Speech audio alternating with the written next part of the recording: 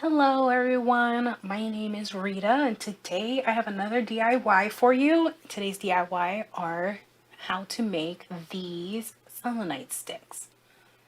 So as you can see, it's a selenite stick and it's been decorated very beautifully with gemstone chip beads. I have one here that's selenite with carnelian, and then another one that's multi gemstone. So you see all the pretty colors. So here's amethyst, you have fluorite, you have clear quartz, tiger's eye, red agate, citrine. So you have all sorts with this one. And then this one right here is a gold wire, craft wire I had used with lapis lazuli. That's really pretty too. So I'm going to teach you how to make these type of sticks. I have 3 different sizes that we will be going over how to measure out the wire for these sizes through estimation, because not every selenite stick is the same shape.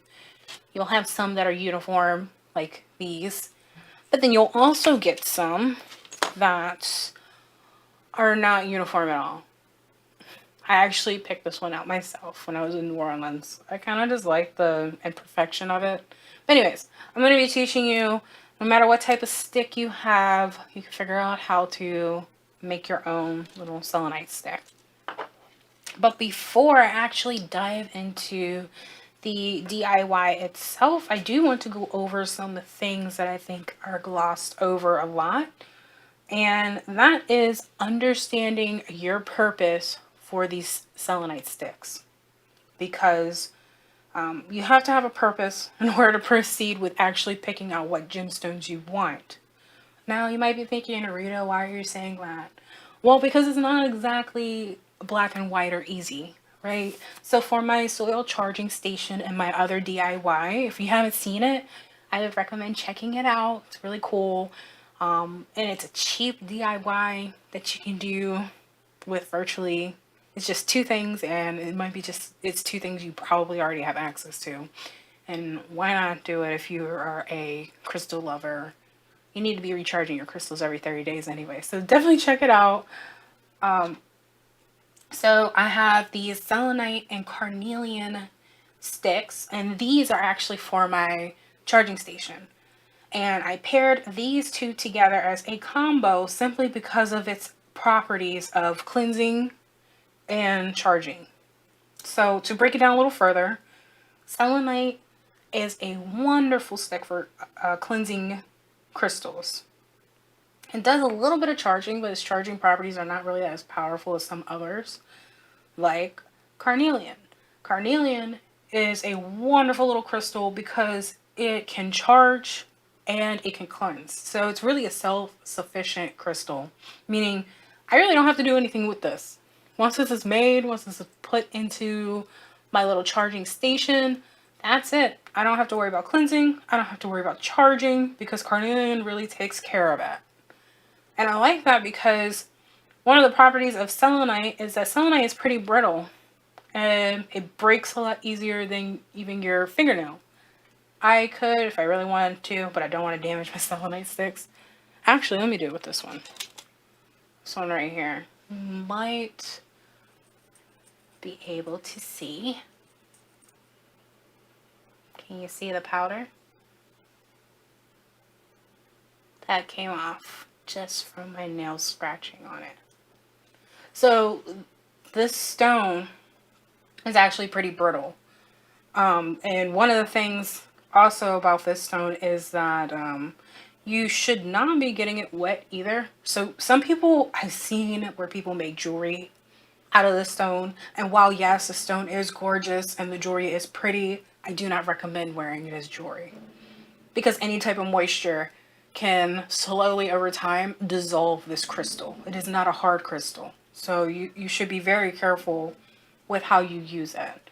With that in mind, I don't want it to be using it a lot for a lot of different things. So making a self-sufficient crystal for my charging station, well, that just seems like a match made in heaven. And it is for that purpose.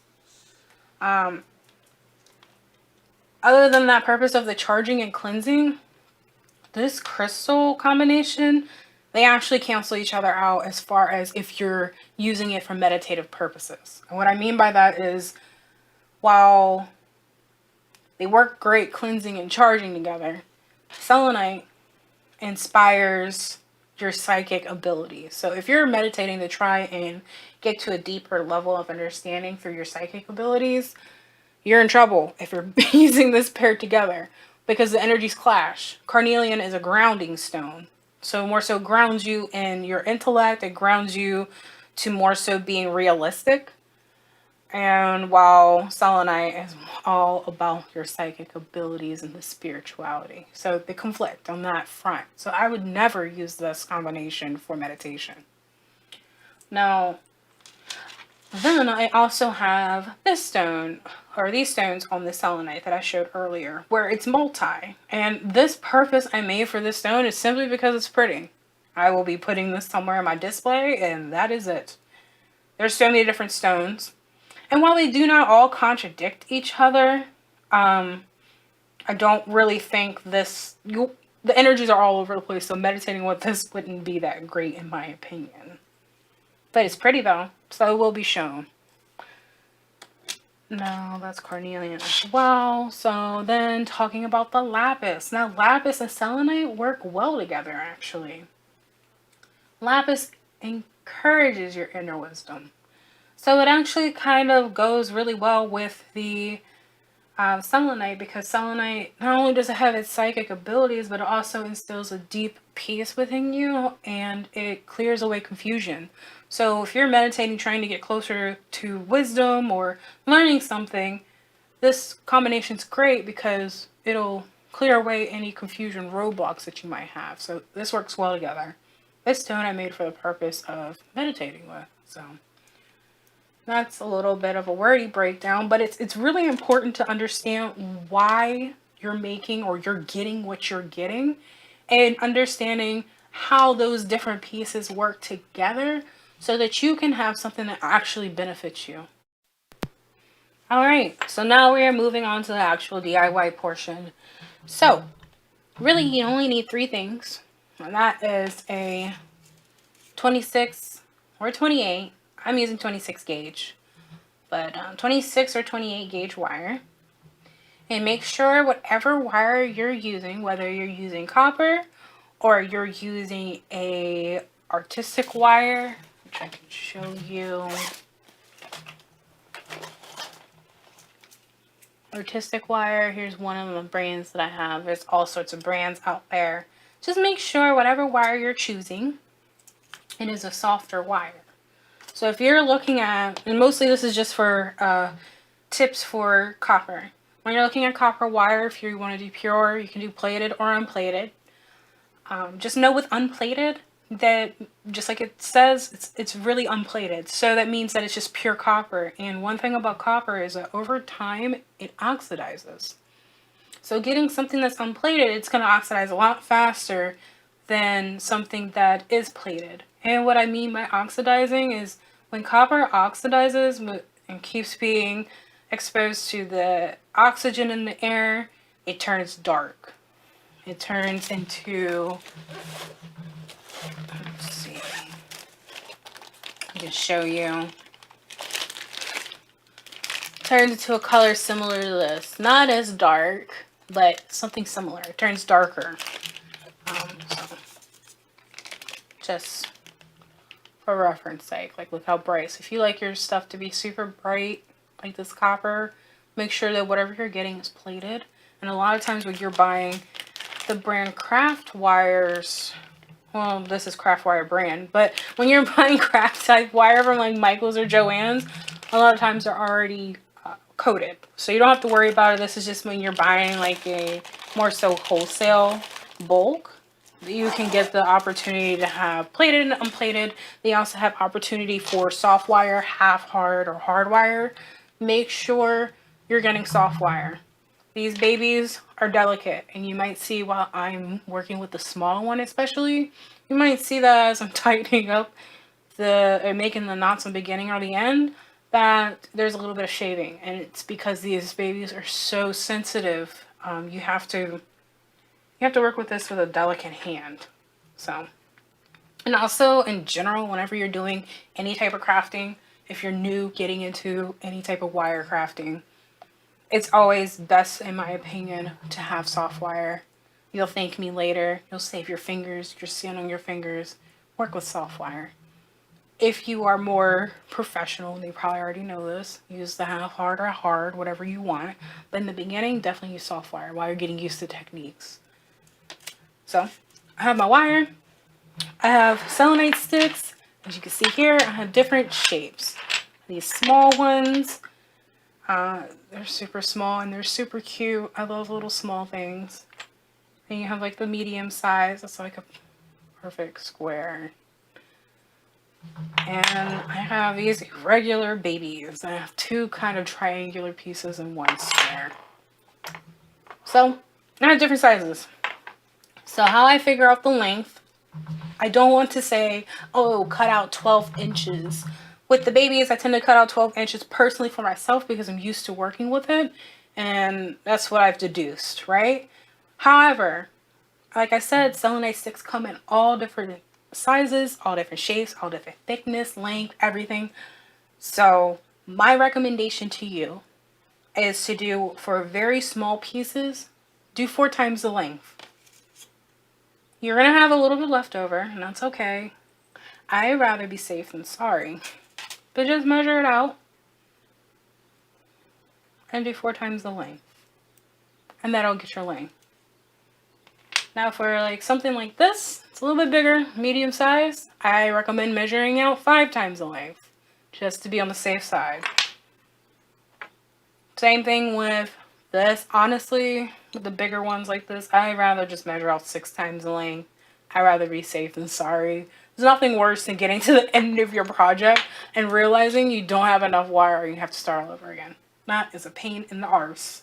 So, I recommend for these bigger ones, 6 times. For like more so like regular size, maybe do 5, and the small ones you can get away with like 5 or 4. But just on the safe side, I say more is better. And then of course I have my gemstone chips. I'll be making 2. One more carnelian selenite. It's gonna be a small one, and that is going to be for my solar charging station to finish that up. And I am going to be doing a fluorite and selenite stick for my meditation purposes, and because it's a really pretty combination, if I say so myself. Okay, so I have my wire cut. I know I said like 4 times the length. This is about 2¼ inches, I believe. Yeah, about 2¼ It's a little bit more. So I actually made this about 11 inches long. Like I said, I am not opposed to using longer of a length just to be on the safe side. I welcome discarding an extra inch on the end if I need to, versus having to redo it. So this was about 12 inches I had cut, and then this one's about 3¼ I don't know what happened to my measuring tape, my other stiff one, so yeah, a little bit less, but about 3¼ I did 16 inches in length for the wire for this one. So let's start with the little one first. Oh, my pretty pyramid. Okay, so what I like to do first with this is I like to go ahead and string some gemstones on here just to start. That way I don't have to stop frequently to keep putting some gemstones on. I'll just put some on, do some work, and then get on to the next one.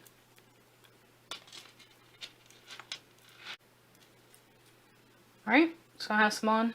So the first thing you want to do is create your enclosure.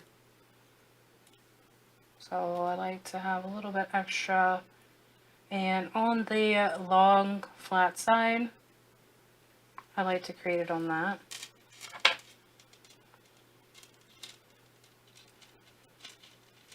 And because you're not really, once this is done and made, you should be good to go. So I don't really worry about it being too tight or being a really intricate knot, because you're not going to be really messing with it like that. Not like jewelry. Jewelry, you have to be pretty precise. Make sure your stuff's on there tight. But I don't really worry about it because this is just for either holding it or it's decoration. So on the longer flat sides, I tend to put chips. Do whatever you want. If you want to have it wound tight like this, or maybe you prefer to have, it's kind of funny how on one side it's all white and then the other side's red so far. I didn't plan that. But you can do really narrow gaps or you can do wider net gaps. It just depends on your personal preference, right? So, it really just depends on personal preference. Honestly, I think I like the wider gaps. But as you can see, let me bring this on up here. I don't know if you can see, but you can kind of see where it's turning white here. That's shaving because with the movement, it's causing friction. So this is actually causing powder. So that's how delicate these babies can be. I'm going to have it wound a little tighter though. Oh, I need to put some more on. So as I said, this is for my charging station. And otherwise, I would never do this combo if I'm trying to do it for like meditative purposes.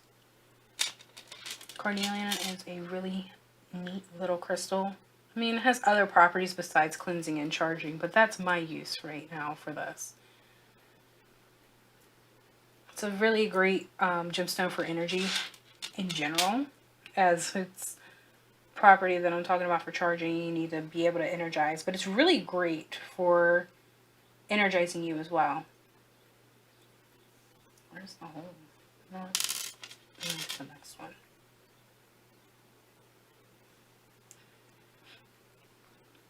Alright, and I'm just going to knot it off here at the end. Like I said, these knots don't have to be perfect because it's not like you are really going to be using it for like a jewelry purpose. I know earlier I think I skipped out saying like tools. You do need to have a wire cutter and some pliers are pretty great too. These are needle nose pliers. I love these things. These are like the only pliers I use nowadays for jewelry and for anything. So voila! Here is your selenite stick. Pretty simple. And it creates such a pretty piece. Like, I love this. And now I have all the pieces for my charging station, which I'll show putting that all together at the end if you're interested. Probably will go ahead on. Next stone that I will be doing will be the fluorite with the selenite. So once again, now these stones are a little finer. It's going to be harder for me to do this or to string it. So I am going to be fast forwarding it a little bit. Alright, so I have some fluorite strung on the copper wire. Right. So we will be taking one end. This is a square, so it doesn't really matter what side I end up tying the knot on, but it's going to be this side. So secure your end. One simple loop should do. Trying to make sure you guys are able to see the loop that I fastened. Doesn't need to be extra tight or anything, because all the loop-de-loops that you're going to be doing, it'll all stay in place. So first bead, these are so fine.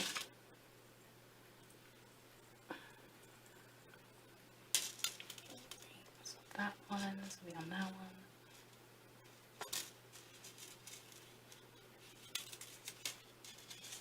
And let's commence to wrapping. Again, whatever pattern you choose, oh no, my bead broke. Whatever pattern you choose to do, that's all totally up to you.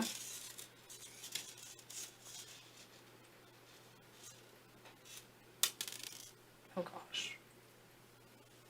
It's also another thing about working with smaller beads. smaller chip beads anyway. Sometimes where the hole is wrong, it's close to the edges and it'll cause the beads to break pretty easily. But with that in mind, just work delicately.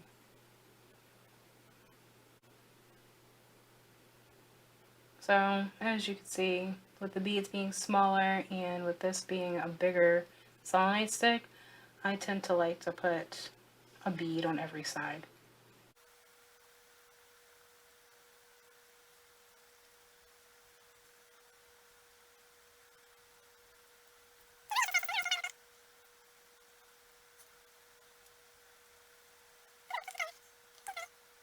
Uh-oh, will I have enough wire? I think I did do this a lot more condensed than I anticipated. So here's the classic problem I mentioned about I ended up making this really tightly wound. I usually don't. So also take into consideration when you're figuring out your length of your wire. If you're gonna do a lot of little rings, definitely give yourself a little bit of extra.